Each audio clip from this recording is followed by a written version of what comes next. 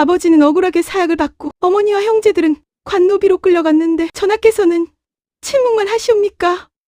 시아버지에게 친정이 통째로 박살나고 믿었던 남편마저 고개를 돌려버린 지옥 같은 궁궐 한복판, 피눈물을 삼키며 조선 최고의 성군 세종대왕을 만들어낸 철의 여인, 우리가 미처 몰랐던 소헌왕후의 소름 돋는 생존 사투, 그 위대한 전말을 파헤쳐 드립니다. 역사를 바로 알고 바로 보는 역사 바보 시작합니다. 역사는 기록하는 자의 붓끝에서 태어나지만 해석하는 자의 시선에서 완성됩니다. 오늘의 주인공은 조선 제4대 임금 소헌왕후 심씨입니다. 화려한 국모라는 포장지 속에 숨겨진 피비린내 나는 가문의 몰락, 그리고 그 속에서 살아남은 한 여인의 눈물 없이 들을 수 없는 이야기, 준비되셨죠? 살얼음판 같은 1418년 늦가을 한양 도성으로 곧바로 들어갑니다. 원래 시몬의 맏딸인 소헌왕후는 14살 어린 나이에 태종의 셋째 아들 충녕대군과 혼인을 맺었습니다. 위로 든든한 적장자이자 왕세자인 양녕대군이 떡하니 버티고 있었기에 치열한 권력투쟁과는 거리가 먼 그저 평범한 대군의 아내로 조용하고 평탄하게 살아갈 줄 알았죠. 그런데 인생사 세옹지마라고 시동생 양녕대군이 온갖 치명적인 사고를 치다가 결국 아버지 태종의 분노를 사서 세자 자리에서 쫓겨나고 맙니다. 그리고 매일 방구석에서 책만 파고들던 남편 충녕대군이 갑자기 세자로 전격 발탁되더니 불과 2달 만에 시아버지 태종이 왕위를 물려주며 조선 제4대 임금 세종으로 즉위합니다.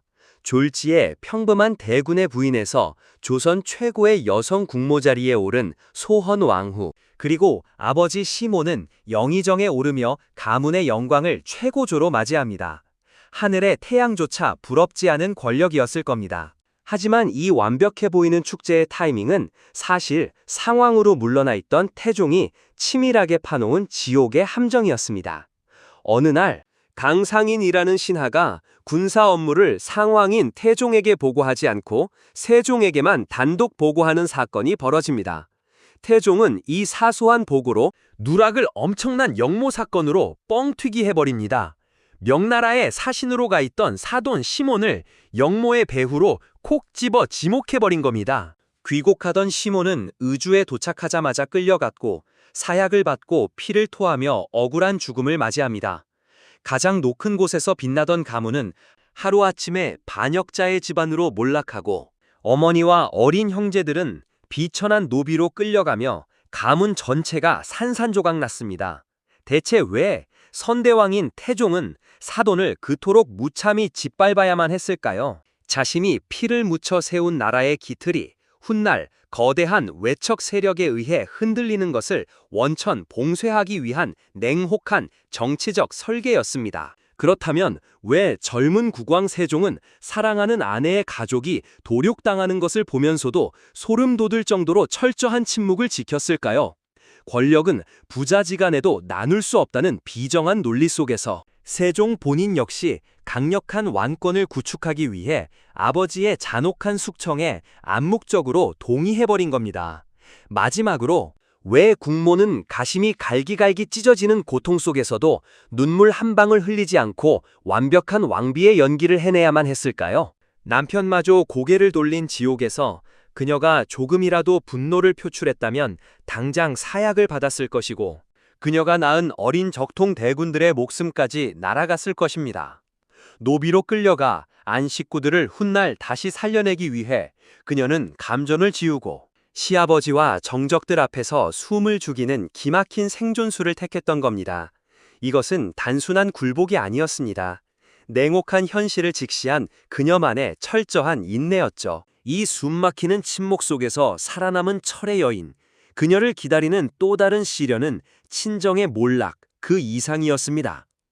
시아버지 태종이 눈을 감자마자 억눌렸던 세종의 낯선 본능이 폭발하기 시작하거든요.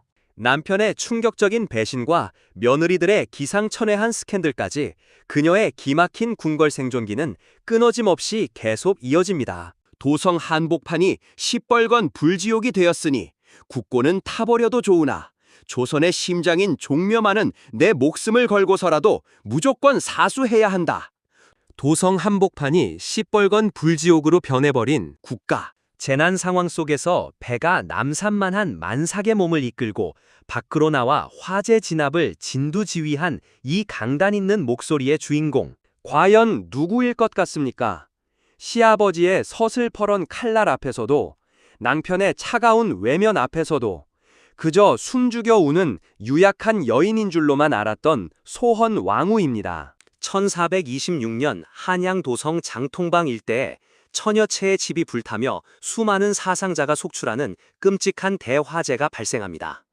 최고 결정권자인 남편 세종은 군사훈련 겸 사냥인 강무를 주관하기 위해 강원도로 떠나 한양 도성을 텅 비운 상태였죠. 나라의 컨트롤 타워가 완전히 사라진 아찔한 상황. 대신들이 우왕좌왕하여 피 같은 골든타임을 허비할 때 소헌 왕후가 전면에 나섭니다. 당시 엄격한 법도상 왕비가 직접 명령을 내리며 국정에 개입하는 것은 상상조차 힘든 금기였지만 위기의 순간 그녀는 왕실의 신주가 모셔진 조선의 정통성 그 자체인 종묘를 최우선으로 사수하라는 단호한 결단을 내리며 나라의 기틀이 흔들리는 것을 막아냅니다.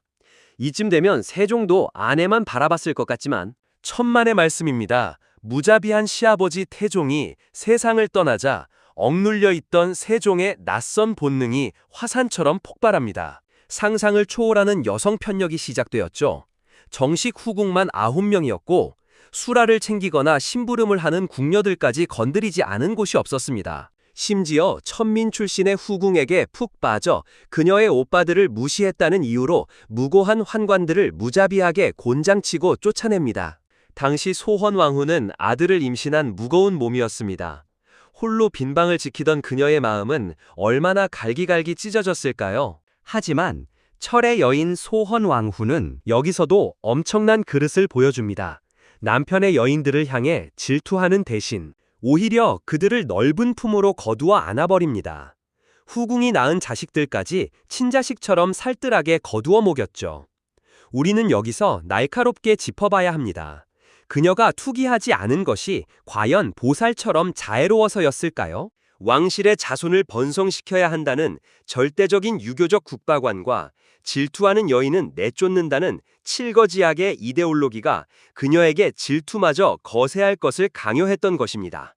만약 이들이 절대 군주제가 아닌 다른 시대였다면 어땠을까요? 가부장제가 덜 확립된 고려시대이거나 남녀 평등이 보장되는 현대사회였다면 자신의 아버지를 죽인 집안의 남편이 수십 명의 첩과 혼외자들을 들이는 꼴을 웃으며 거둘 수 있는 여성이 과연 존재할까요? 당장 이혼 소송을 불사하며 가정을 뛰쳐나왔을 것입니다. 남편 문제만으로도 터질 지경인데 며느리들이 번갈아가며 막장 스캔들을 터뜨립니다. 첫 번째 세자빈 휘빈 김씨는 남편의 눈길을 받지 못하자 뱀의 정액을 이용하는 엽기적인 주술을 쓰다가 쫓겨납니다. 두 번째 며느리 순빈 봉씨는 매일 밤 술에 취해 궁궐을 헤집고 다녔고 가짜 임신 사기극을 벌이더니 마침내 궁녀와 조선 왕실 최초의 동성애 스캔들까지 일으킵니다. 당장 대문 밖으로 내쫓아야 마땅할 구제불능이었지만 소헌 왕후는 무려 7년 동안이나 며느리를 감싸고 묵묵히 참아냅니다. 어떻게든 왕실의 치명적인 흠집을 덮어보려 했던 처절한 인내심이었죠. 구중궁궐의 비인간적인 구조가 빚어낸 며느리들의 일탈마저 온몸으로 막아낸 그녀의 완벽한 내조를 보며 세종은 마침내 깊은 참회와 존경심을 느낍니다. 이런 남편의 극진한 존중 속에서 마침내 노비로 전락해 있던 친정 식구들이 기적처럼 면천을 받게 됩니다. 피눈물을 삼키며 스스로의 힘으로 지옥에 떨어진 가족들을 끌어올린 겁니다. 하지만 장손 단종이 태어나며 이제 좀 무거운 짐을 내려놓나 싶었던 찰나 영혼을 송두리째 파괴해버리는 최악의 비극들이 연달아 그녀의 심장을 찌르며 들이닥치기 시작합니다. 꼬리를 물고 이어지는 그 기막힌 잔혹사는 한치의 틈도 없이 곧바로 휘몰아칩니다. 하늘도 참으로 무심하시지. 내 뼈를 깎아 가문을 살리고 지아비를 성군으로 받들었건만 어찌 내 핏줄들을 이리도 무참히 줄줄이 데려가신단 말입니까? 눈물 없이 들을 수 없는 소헌왕후의 처절한 생존 사투. 그 마지막 장으로 들어갑니다. 며느리들의 엽기적인 막장 행각과 남편 세종의 멈추지 않는 여성 편력까지, 그 모든 치욕과 서름을 오직 가문을 살리겠다는 일념 하나로 묵묵히 인내했던 철의 여인 소헌왕후. 이제 장손 단종의 탄생과 함께 평화로운 노후를 맞이하려던 그녀에게 상상조차 할 수 없는 끔찍한 불행의 그림자가 연달아 들이닥칩니다. 1444년 뼈에 사무치는 모진 관노비 생활을 묵묵히 견디고 마침내 신분을 회복하여 이제 좀 편안하게 모시나 했던 친정어머니 안씨가 덜컥 세상을 떠나고 맙니다.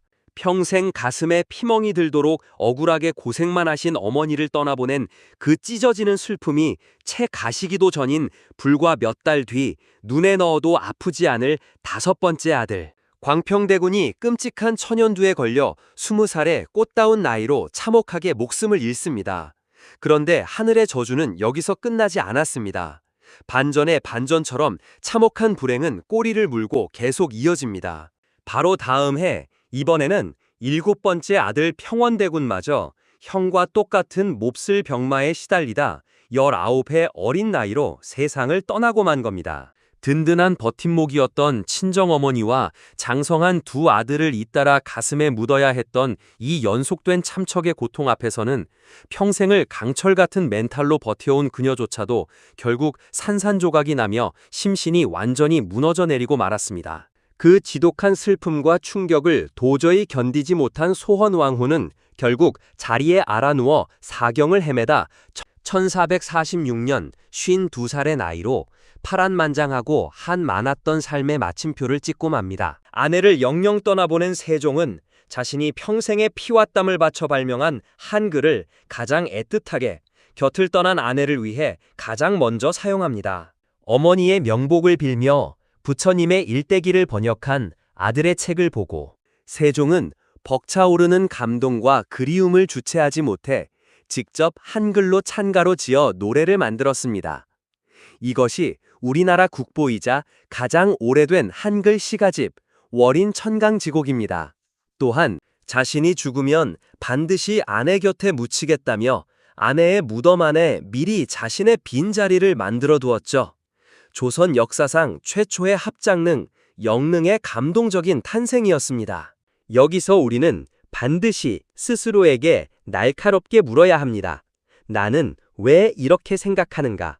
우리가 이 핏빛 역사를 그저 위대한 성군과 헌신적인 국모의 아름다운 해피엔딩 로맨스로만 소비한다면 그것은 철저하게 권력을 쥔 자들의 시각, 즉 승자의 기록에 무비판적으로 동조하는 셈이 됩니다.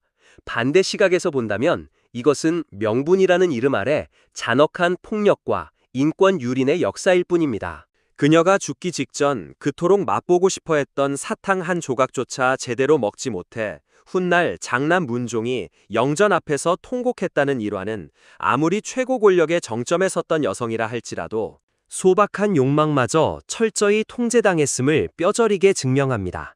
더욱 끔찍한 것은 그녀의 인내가 만들어낸 거대한 평화가 그녀 사후에 산산조각 났다는 점입니다. 만약 그녀가 지독한 슬픔을 이겨내고 조금 더 오래 살아서 어린 손자 단종 치세에 왕실의 최고 어른으로서 수렴청정을 하고 있었다면 어땠을까요? 단언컨대 둘째 아들 수양대군이 일으킨 핏빛 쿠데타, 계유정난은 결코 일어날 수 없었을 겁니다. 유교 국가에서 펄펄 살아 숨쉬는 친어머니의 눈에 칼을 들이밀며 친동생들을 도륙하고 조카의 왕위를 찬탈하는 폐류는 천하의 무자비한 수양대군이라도 감히 상상조차 할 수 없는 일이니까요. 그녀의 죽음은 단순한 왕비의 죽음이 아니라 세종의 시대라는 평화의 댐이 무너지고 피비린내 나는 골육상쟁의 비극이 시작되는 신호탄이었습니다.